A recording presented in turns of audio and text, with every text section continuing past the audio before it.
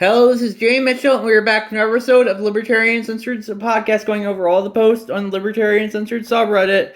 Let's get right into it. So first we have, first U.S. troops arrive in Nigeria to bolster counterterrorism fight from nytimes.com, posted by Ninja Lover. And yeah, personally, I think the libertarian perspective is here is that the U.S. shouldn't be sending troops to Nigeria or any other country for that matter. President Trump did say no new wars, no new foreign entanglements, but like with many presidents, what they say on the campaign trail is going to end up being different than what they actually do in office. President Trump, just like it seems to be part of the same swamp that he supposedly fought against when it came to electing him in the first place, and that just goes to show you, the presidents might, a lot of politicians might talk a great deal about change on the campaign trail, but when the second they get into office, they usually just end up being the same old, and that's my thoughts on that issue.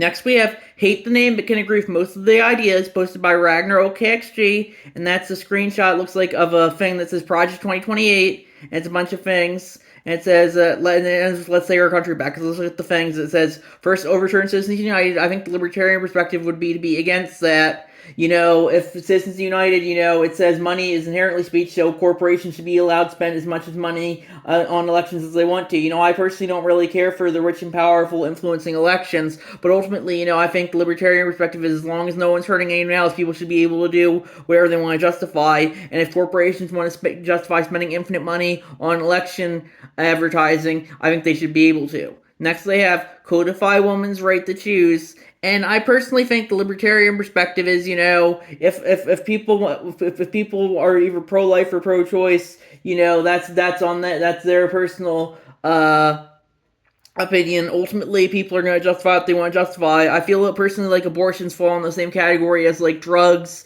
and gambling and all that. If they're illegal, people are just going to do them illegally. So, guns as well. If the guns are made illegally, people are just going to get them illegally. So ultimately, I think people should be able to justify what they justify. If they want to be pro-choice and say, you should do whatever you want with your own body. If they want to be pro-life and say abortion is murder, ultimately believe whatever you want. But ultimately, I'm probably myself more on the pro-choice side. I think it's very much a bodily autonomy thing. And, but that being said, super late term abortions done just because people want to get a high off of it. That's something that I personally wouldn't care for. I like the old Democrat position of safe, legal, and rare rather than the new one of abortions are women's empowerment and women's health care. I think the abortion should be definitely only really done out of necessity rather than you should get one wherever you want. But ultimately, people are going to justify what they justify. So I personally think, the libertarian perspective is, people are going to justify. You may consider abortion to be murder, I guess you should consider it to be whatever you want. But ultimately, I do think it's a bodily autonomy issue as long as the fetus or the unborn baby, if we're even going to call it, is inside the mother. If it's outside the mother, I do think that would probably be murder. But if it's still inside, I definitely do think that's primarily a bodily autonomy issue. Next, we have term limits for SCOTUS. And personally, I think every government office should probably have term limits. I would agree with that. Ultimately, I definitely do think term limits are inherently undemocratic because, if someone wants to stay longer than what their term limits are enabled for, I think that, they should, and they have the democratic support to do it, you should argue they should be able to do so. With that being said, the libertarian position, realizes that democracy is inherently mob rule and tyranny of the majority, just because, look at Donald Trump. A lot of people don't like Donald Trump, yet he's somehow been president for 2 of the last 3 terms now, and it just goes to show you that, democracy doesn't really work, and yeah, and I'm glad that he's so tired at this point, I'm glad that he's term limited. And I think that's the libertarian perspective, term limits are anti-democratic, but, since democracy isn't an inherent good, I think they're more than justified. Next, we have get rid of the Electoral College. And personally, I would agree with that one. I personally don't really care for the Electoral College. but the popular vote has problems too. But I do think, the way the United States was historically structured, the Electoral College made sense. If the states being more like in an EU structure than a national structure, it was more like a loose association of states than a centralized federal government association of states. But right now, I think the popular vote would make more sense, since the federal government has much more power than the state governments these days, unlike it did before the Civil War. I think before the Civil War, the Electoral College made more sense, with the states having arguably more power than the federal government. But right now, with the federal government having arguably more power than the state government, I do think national popular vote probably is the correct decision. With that being said, ultimately the elections are going to be inherently subject to the whims of whoever's running the government, and I think that's important to remember as well. Next, we have outlaw gerrymandering nationwide. And I would agree with that one. Personally, everything's going to be always gerrymandered to some extent, especially something when it comes to, like, the districts. If the state's divided into districts, all districts are going to be inherently subjective rather than objective. But that being said, I definitely do agree you should be keeping counties and townships whole rather than splitting them up, regardless of what the outcome might be. You shouldn't be trying to pack a district full of one voter and crack a district and separate voters from one district from another. But ultimately, politicians are going to always have their own interests at heart. Redditors hate gerrymandering. One of the states with the worst gerrymandering is New York, and that's of course Democrat run, so Reddit would never complain about it at all. But personally, I do think you should just definitely try and get rid of gerrymandering as much as possible. Next, we have return fairness doctrine and media, and I would disagree with that one. I think the media is definitely going to be unfair, but you shouldn't force the media to be fair. Ultimately that could apply to any media outlet, even an outlet as small as Libertarian and Uncensored podcast here. And I don't think the government should be telling me what is and isn't fair. Ultimately, the media is going to be biased, and and a lot of times it will have an agenda. But I don't think the government should be forcing it to not have a bias in their agenda. Even, I personally don't care for either of those things, but, people are going to do what they justify. The government shouldn't be telling them what to do. Next, they have universal health care for all, and I personally would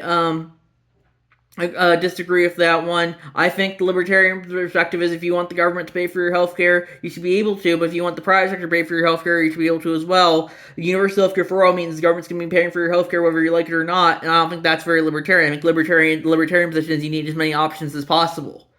Next, we have ban stock trading while in Congress, and I personally would. I agree with that one in spirit, but I definitely do think the Congress people will just have their friends and family do the stock trading for them instead. So ultimately, I don't think it's justified how they can profit off of their insider information, but they'll just find a way around it probably, kind of like I said earlier for abortion or guns or drugs. Next, we have money cap Congress salary 1.5 times median income of their district. I would agree with that one. Money tax billionaires out of existence. I think the libertarian perspective is, if you want to tax anyone, you should be, ultimately, I would be against any form of taxation, but, ultimately, the state can tax whatever it wants to. I think the libertarian perspective is have voluntary taxation rather than forced taxation. Next, we have tax unrealized gains used as a loan collateral. And again, I think that if people want to have voluntarily pay their unrealized gains, I think they should be able to, but I don't think they should be forced to do so if they want to. Tax megachurches. Again, I think if megachurches wanted to pay taxes, I think they should be able to, but I don't think they should be forced to do so if they want to. And they have raised the federal minimum wage to $20 an hour, and I definitely would disagree with that one. I think the true minimum wage is zero. Ultimately, companies should be able to justify paying their workers whatever they want to. The government should be telling them what the minimum is. And that's my thoughts there. Next, we have agreements that allow local police to work with ICE Skyrocket from NBCNews.com, posted by Ninja Lover. And yeah, personally, I think if police want to work with ICE, I think they should be able to. With that being said, neither of them are your friends, and they're both inherently government-run agencies. ICE may be done at the federal level and police more at the local level, but ultimately, I definitely don't think you should be trusting the government regardless of which level they're operating at. Next, we have Trump falsely links trans people to terrorism. Now a target is on their back from uncloseted media, posted by Knee Concussions. And they said, increasing text by intelligence agencies to investigate threats by intelligence agencies to investigate trans people as potential domestic terrorists or striking fear, anxiety, and impunity. In December, Kathy Brennan was in San Francisco on a video call with her wife and son when she started to feel a burning pain in her chest. While she ignored it at first, it quickly spread to more of her body until it was too much to bear. She called 911 and was brought to the hospital on a stretcher. My entire chest was just crushed in pain. I couldn't even move. It was so bad, Brennan told Uncloseted Media. I said, God, not ready to die here. Please don't let me die. I was thinking about Lena when we have so much more life together. Brennan spent the next few days recovering in the hospital from what doctors termed to be a stress-induced heart attack. And yeah, personally, I think the libertarian perspective is people are going to make whatever narratives they want to make. If Trump wants to link trans people to terrorism, ultimately he can justify his free speech, justify making whatever narratives he wants to. But if that being said, ultimately, I know whenever a white male shooter shoots up a place, Reddit always goes, see, it's the white males, incels, who are really shooting everyone up. And, people are going to make whatever narratives they want to, people want to say trans people are more likely to commit terrorism, ultimately they should be able to say that. The last two big mass shootings were done by transgender women, and I think that's important to note as well. But ultimately, I think the libertarian perspective is, say whatever you want to say, and you shouldn't be justifying using the force of the state to squash speech that you don't like.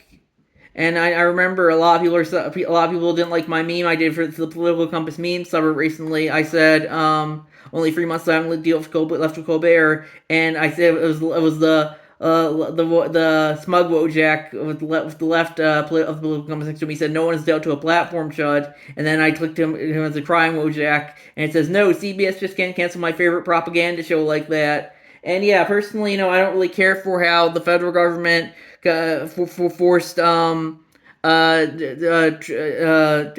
Colbert's interview with James Tallarico off the air because of the equal time rule. But I don't care how the FCC pushed Jimmy Kimmel off ABC, pressured ABC to take Jimmy Kimmel off there for a couple of days last year. But I think the libertarian perspective is, let the late night TV fail into irrelevance like it was already doing. You shouldn't have to be using the government to control it. And I think that's very much libertarian perspective. Increasingly, broadcast television and cable television are things of the past, and I think libertarian perspective is to treat them like that. We don't need old media, old talking heads like Stephen Colbert or John Oliver telling people what to think. We need new media like the Libertarian Uncensored podcast who really questions whatever the official narrative is. And that's my thoughts on that issue. Next, we have 5 months ahead of World Cup. Advocates have big questions about human rights and ice pressure. Posted from LAist.com, posted by The Way to Beauty. And yeah, personally, as I said, this user seems to like posting about the World Cup. Personally, I think we'll go off auto hitch like the Club World Cup did in the U.S. last summer. It's interesting. They're constantly bitching about the World Cup in an authoritarian country, but they don't recognize that the last two World Cups were held in Russia and Qatar, which were arguably even more authoritarian countries. But of course, that's very much how Reddit works. Reddit's pretty much all just America bad at this point, when it isn't going Orange Man bad or Republicans bad. Next, we have Pentagon fails 8th in a row as Congress grants it $1 trillion budget from truthout.org, posted by Woke Boogeyman. And yeah, I definitely do think, if I failed, if any non-government actor failed even one audit, they'd probably go to jail. But the Pentagon can fail as many audits in a row as it likes, and it will never be held accountable, because ultimately that's how the government works. It's pirates and emperors. When an individual does something, it's piracy, it's a crime. When the state does something, or when the emperor does something, that's just the law. And that's, why I personally don't really care for stuff like this. Next, we have Wall Street could save your retirement savings in the next financial crash, and it's perfectly legal from FoxNews.com, posted by Woke Boogeyman.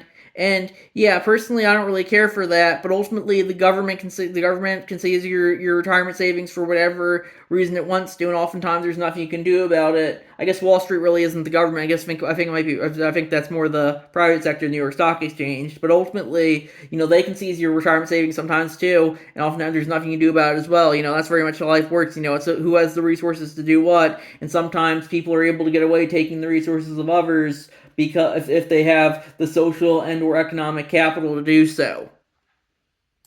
Next, we have keeping voting alive but greatly restricting it is authoritarian, posted by Fasty Ruvinus 739, and that's crosspost from the anarcho-capitalism subreddit. And that's approximately 21 million U.S. citizens lack easy access to a passport or birth certificate, yet a new bill would require all voters to provide these documents before registering to vote. And then they added, the government working hard to make sure it keeps as much power itself and away from the people as possible, increasing government spending, increasing taxes, making it harder for people to slow that down. And yeah, personally, I think the libertarian perspective is, the government can make whatever rules it wants to make when it comes to voting. Reddit always says, oh, there shouldn't be any rules at all. And I think that's kind of short-sighted. If there are no rules, why not just let dogs and cats vote? Ultimately, government is going to, I personally don't really care for voting at all. I think voting is inherently using your will to enforce someone to put someone in a position of safety to force their morality on others. But I think the libertarian perspective is, the states can have whatever rules it wants regarding voting, and sometimes there's nothing you can do about it. Next we have, what was the point of real ID if they want to make it not valid, posted by Ragnar OKXG, and that's a tweet from Mueller. She wrote, Democrats should propose amendments to the SAVE Act that require the government to furnish free IDs to all eligible voters before requiring them, automatically register all people to vote, expand mail-in voting, and create a national voting holiday, then watch Republicans block them. And then another tweet from a guy who at homie Dino tweet. I see no problem with the voter ID if 1, it is free, 2, it is delivered to the address of the voter automatically, 3, it renews January 1st of every presidential election, 4, voting by mail remains the option for voters, 5, citizens upon their 18th birthday are automatically registered to vote and mailed an ID C1 and 2, 6, a back system is set in place in case ID is unable to be read or is transit before election day, otherwise no deal. And yeah, personally, I think the libertarian perspective is, ultimately, as I said, the voting is going to be inherently subject to the will of the state, and sometimes, you might not like what they say can and can't count as a vote, especially if it's for your candidate or not. But, ultimately, I think the libertarian, ultimately, voting, if voting really mattered, I would say they wouldn't be letting us do it, and I think that's important to remember as well, the uniparty is going to always win regardless of what the outcome of the elections are. Next, we have FCC attempt to kill Stephen Colbert interview completely backfires. Stephen Colbert's interview with Texas State Representative James Tallarico is one of the most viewed ever from NewRepublic.com, posted by Woke Boogeyman, and that's a cross post from the Good News subreddit. And yeah, personally, as I said, I don't really care for Stephen Colbert, as I'm glad he's going to be off the air soon. But, the libertarian perspective is, Stephen Colbert should be able to interview whoever he wants in his own show, by trying to cancel him. By trying to take this interview with James Tallarico off the air, you're only going to make more people want to view it, and that's very much how the Streisand effects work. By trying to censor something, you're only make more people want to see it. And so that's why I think the libertarian perspective is, the FCC shouldn't be policing late night TV. They need to let it die in irrelevance like it was already doing. Next, we have Trump family business files for trademark rights on any airports using the president's name from HuffPost.com, posted by Woke Boogeyman, and that's a cross post from the Law subreddit. And yeah, ultimately, I don't really care for that, but ultimately, if Trump business wants to sue for any reason it wants to, ultimately people can justify suing for whatever reason they want to. That's very much how libertarianism works. People are going to justify what they justify, regardless of the system of government in place. Next, we have half Americans think Donald Trump was involved in Jeffrey Epstein's crime from today.ugov.com, posted by The Way to Beauty. And yeah, personally, I think the Epstein stuff was mostly blackmail rather than actual sex crimes. But ultimately, I do think Donald Trump was probably on the island more often than he wasn't. And I think he does need to be held accountable. But sadly, the elite class is never going to be held accountable. And the Epstein files is a good example of that. It's just like the Panama Papers or the Paradise Papers or whatever. All the files that came out like a decade ago is saying all the elites were cheating on their taxes. They were never held accountable for those. So why should I think they're going to be held accountable now? And that's my thoughts there. And I think we're going to wrap it up there. I'll see you guys in the next episode. Bye.